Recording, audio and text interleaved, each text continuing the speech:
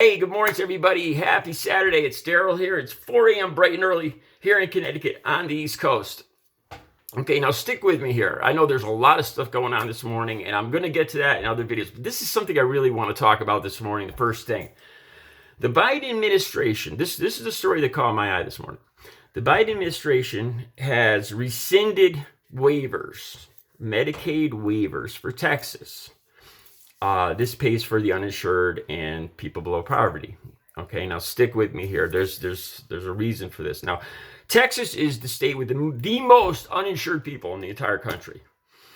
The state with the most people that just refuse to go along with Obamacare. Now, I've had dozens of conversations with people who hated President Obama, and it looks like to me that they don't have any concept of what Obamacare is, what its goal is, or anything like that. But it has the first African American president's name attached to it, and they are not going to be told what they have to buy or not buy by President Barack Obama. That's pretty much the people that I had conversations with. That's what it all sorted down to. They didn't know anything about it, but they weren't going to be told what to do by President Obama. So I talked to him. I said, okay, so if you refuse to get health care insurance, right? And you go to the hospital, you think that bill just magically disappears? No, the rest of us pay for it. And this is how we pay for it. Okay, so Texas is one of 11 states that still refuses to have anything to do with Obamacare. Now, back in 2011, they organized this waiver system. Then it was meant to be a stopgap to provide Medicaid money for the people in poverty and the uninsured until they joined Obamacare. It was only meant to be temporary for a couple of years at a time.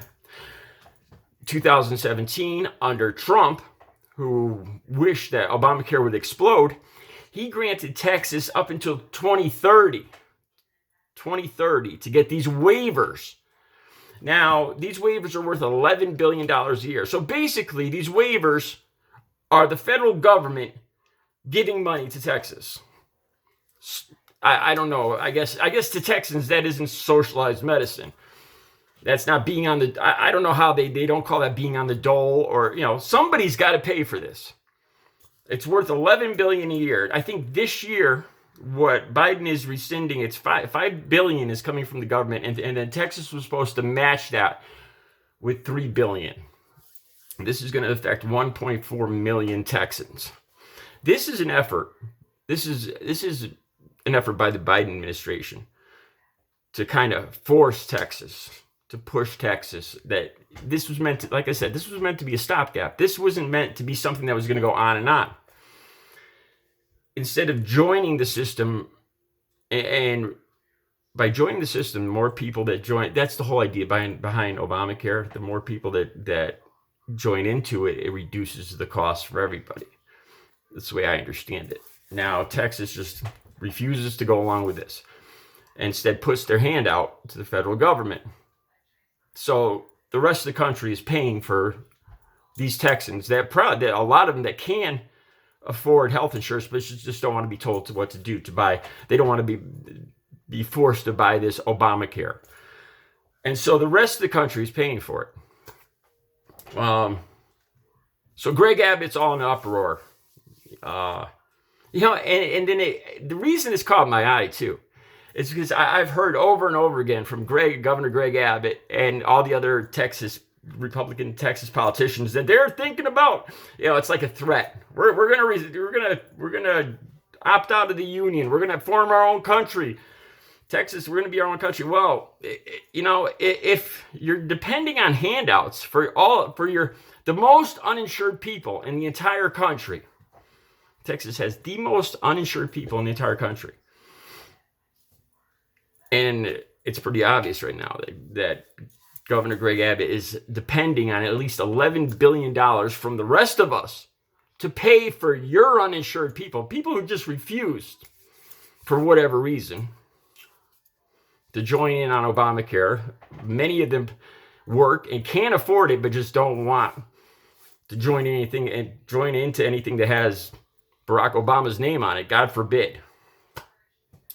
So the Biden administration is rescinding this. Like I said, Trump extended this to 2030.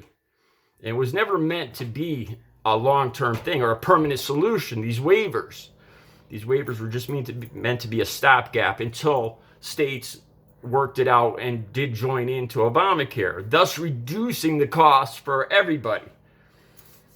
But once again, Texas doesn't want to join in. The thing that struck me about this is Texas, they're one of the biggest ones that cry about socialized, radical socialists and socialized medicine and receding from the union.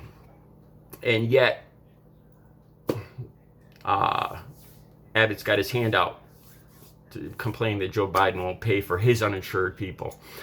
The thing I'm wondering about this too now, it occurred to me suddenly about the border situation and all of the refugees coming over the border.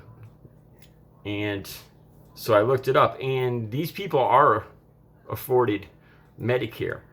I think this is an effort by the Biden administration, because this just can't go on, where Texas refuses to go along with Obamacare, which would reduce costs and provide Medicare or Medicaid coverage for everybody for these people seeking these refugees.